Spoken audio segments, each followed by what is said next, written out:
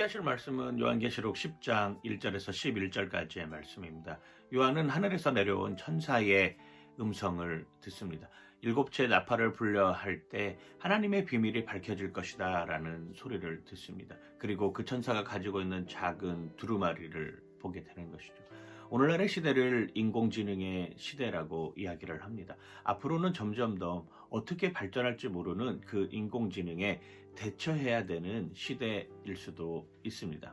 사람의 지식이라고 하는 것은 한계가 있습니다. 그러나 인공지능이 가지고 있는 지식은 무한대라고 할 수 있죠. 얼마나 자율적으로 공부를 하는지, 그 얼마나 자율적으로 공부하는 것에 대해서 몰입하고 있는지, 그 몰입하고 있는 것에 대해서 어떻게 성취할 것인가를 생각해내는 것이 인간의 모습이라고 한다면은 인공지능이 가지고 있는 특징 중에 하나는 수많은 데이터들을 집약하여서 최상의 조건에 맞는 것들을 도출해내는 이런 형태로 바뀌어가고 있다라고 하는 것이죠.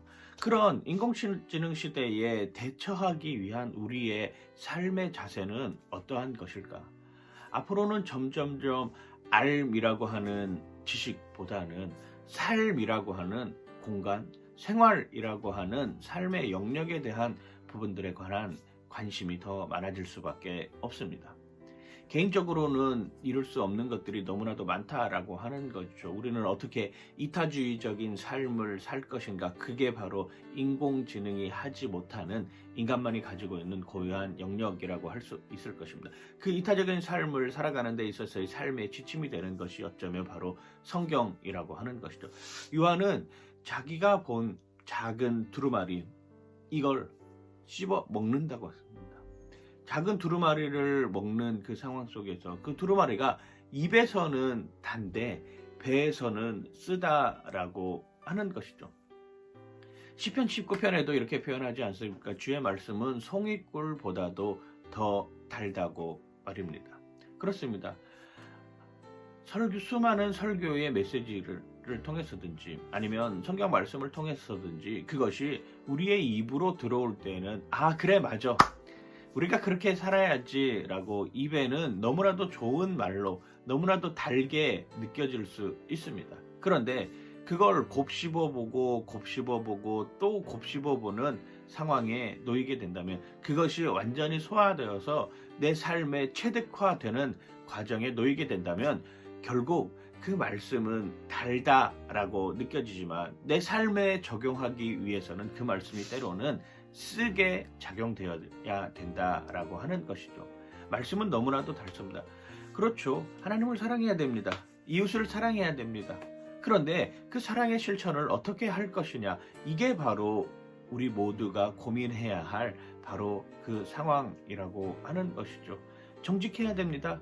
착해야 됩니다. 친절해야 됩니다. 온유를 베풀어야 됩니다. 우리의 삶 속에서 하나님의 선한 영향력을 나타내야 됩니다. 라고 하는 이 말들은 얼마나 달콤하게 들립니까? 그런데 그 달콤한 말씀이 내 입에서 곱씹어지고 그것이 내 배에서 소화될 때에는 그게 쓰다고 느껴지는 경우들이 나타난다라고 하는 것이죠. 사랑해야죠. 착해야죠. 정직해야죠. 하나님을 믿고 하나님을 신뢰해야죠. 그런데 그런 삶을 살아내는 것은 때로는 곤욕일 수 있고 때로는 엄청난 고통이 수반될 수도 있습니다. 왜? 다른 사람을 위해서 내 시간을 내어주어야 되기 때문입니다. 다른 사람을 위해서 내 삶을 내어주어야 하기 때문입니다. 다른 사람을 위해서 내가 가지고 있는 지식을 내어주어야 하기 때문입니다. 때로는 그것으로 인하여서 손해받을 수도 있습니다. 때로는 그것을 인하여서 상처받을 수도 있습니다. 그런데 그럼에도 불구하고 그런 삶을 살려고 발버둥 치는 것, 이것이 어쩌면 그리스도인들이 살아야 할 삶의 방식일 수도 있는 것이죠. 어제 저희 교회에서는 추수감사주일을 맞이하여서 귤밭에서 예배를 함께 드리고 같이 귤을 추수하고 같이 식탁 공동체를 나누었습니다. 너무나도 행복하고 소중한 시간이었습니다. 그렇게 결정해 주신 형제님이 계셔서 얼마나 기쁘고 감사한지 모르겠습니다. 그런데 그 형제님의 마음속에 정말로 교회를 향한, 진정으로 그리스도인들을 향한, 형제 자매를 사랑하는 사랑의 마음이 없었다면 그렇게 할 수 있었을까요? 아니죠.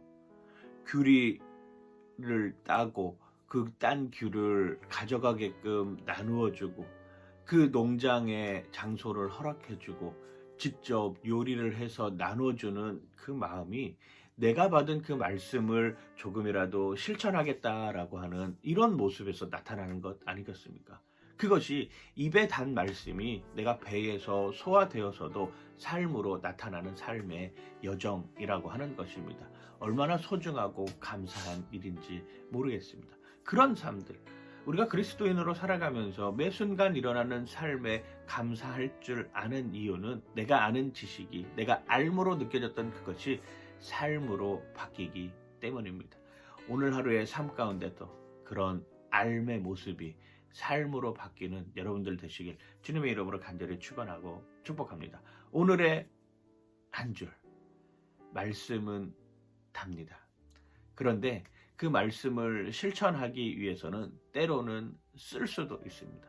그리고 그 쓴 것이 어쩌면 내가 할 수 있는 최고의 사랑의 표현, 내가 할 수 있는 최고의 감사의 표현이 될 수 있음을 기억하는 오늘 하루의 여러분들 되시길 주님의 이름으로 간절히 축원하고 축복합니다. 파이팅! 하나님 감사합니다. 오늘 하루의 삶 속에서 말씀이 달게 하여 주시옵소서. 그 말씀이 곱씹어지고 소화될 때에는 쓰지만 그 씀을 통해서 사랑을 발견하고 그 씀을 통해서 감사를 발견하는 오늘 하루의 삶으로 하나님 인도하여 주시옵소서. 감사드리며 예수님 이름으로 기도드립니다. 아멘.